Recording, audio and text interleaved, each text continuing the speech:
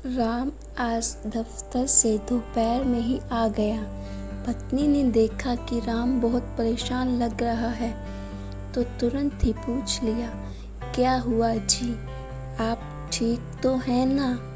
राम ने कहा, हाँ मैं तो ठीक हूँ, लेकिन क्या? राम की पत्नी तारा ने कहा। राम के माथे पर चिंता की लकीरें दौड़ रही थी और उन्हीं लकीरों पर पसीने की बूंदें ऐसे तैर रही थी मानो कुछ लिखकर बयान करना चाहती हूँ। तारा ने कहा, आप कुछ बोलते क्यों नहीं? लेकिन राम अभी भी जवाब देने की हालत में नहीं लग रहा था। फिर भी उसने हिम्मत करके बताने की कोशिश की, तुम्हारे पापा का फ़ोन आया था, सब ठीक तो है ना? बीच में टोकते हुए उसकी पत्नी बोली। राम ने कहा, हाँ सब ठीक है, बस वो कह रहे थे कि हेतन का उनसे झगड़ा हो गया है और वो उनसे अलग होकर रहना चाहता है। हेतन का तो दिमाग खराब हो गया है, अभी शादी को 4 दिन भी ना हुए और माँ बाप से अलग होने की बात कर रहा है। गुस्से में तारा बोली। उसे शांत कराने के लिए राम ने उसे समझाने की कोशिश की और कहा, हो सकता है हेतन सही हो, तुम्हारे माता पिता ने ही कुछ गलत किया हो। तारा बोली, आप भी क्या बात कर रहे हैं? मैं बचपन से जानती हूँ अपने माँ बाप को, वो गलत नहीं हो सकते। जिन्होंने मुझे पाल पोस कर इतना बड़ा किया है, क्या तुम्हें लगता है वो गलत हो सकते हैं? राम ने कहा, लेकिन हम इसमें क्या कर सकते हैं? तारा बोली, मुझे अभी जाना है हेतन के पास, उससे पूछूंगी मैं कि उसकी ऐसे करने की हिम्मत कैसे हुई। राम ने कहा, लेकिन क्या इस समय जाना सही होगा? तारा ने कहा, ये सब मैं नहीं जानती, मुझे जाना है तो जाना है बस। इस स्थिति में राम तारा को किसी भी तरह नहीं रोक सकता था, इसलिए उसने उसके साथ जाना ही ठीक समझा। तारा और राम की शादी को 8 महीने हो चले थे। हेतन तारा का भाई था, उसकी शादी को अभी 3 महीने ही हुए थे। तारा अपने मायके पहुंची।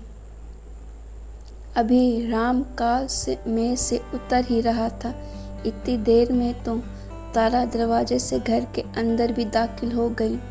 ड्राइंग रूम में तारा के पिता बैठे थे। तारा गुस्से में तिलमिलाई हुई उनके पास पहुंची और बोली, कहाँ है हेतन?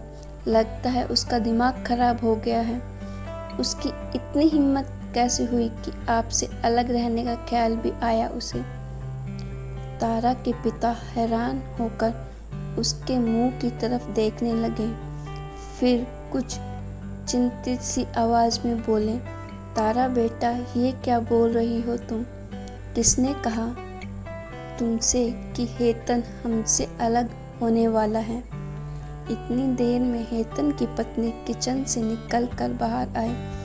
पिताजी के सवाल और हेतन की पत्नी को देख कर तारा एक पल के लिए मानो शून्य में चली गई। उसे समझ नहीं आया ये सब सच में हो रहा था या उसे कोई बहुत बड़ी गलतफहमी हो गई थी। तभी उसने देखा कि राम अभी तक वहाँ नहीं पहुँचा था, इसलिए जैसे ही उसने घूम कर दरवाजे की तरफ देखा, उसने राम को वहाँ खड़ा पाया। इससे पहले कि वो कुछ पूछती, राम पहले ही बोला पड़ा, मैंने झूठ बोला था। तारा ने कहा, लेकिन क्यों?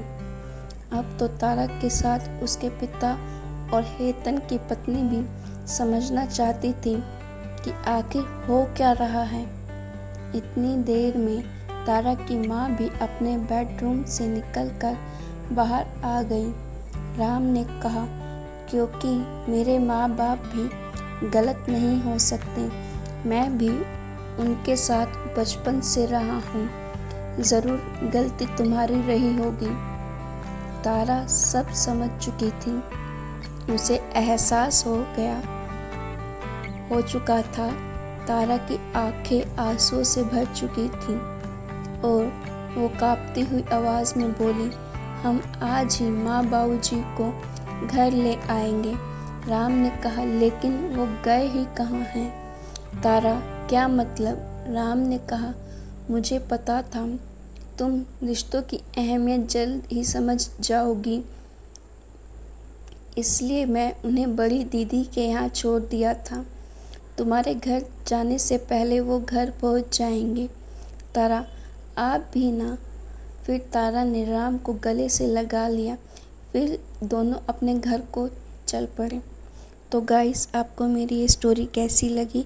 अगर आपको मेरी स्टोरी अच्छी लगी तो स्टोरी को लाइक कीजिए और मेरी ऐसे ही इंटरेस्टिंग स्टोरी सुनने के लिए मेरे चैनल को सब्सक्राइब कीजिए और साथ में लगे बेल आइकन को दबा दीजिए ताकि कोई भी न्यू स्टोरी आए तो आपको नोटिफिकेशन मिल सके।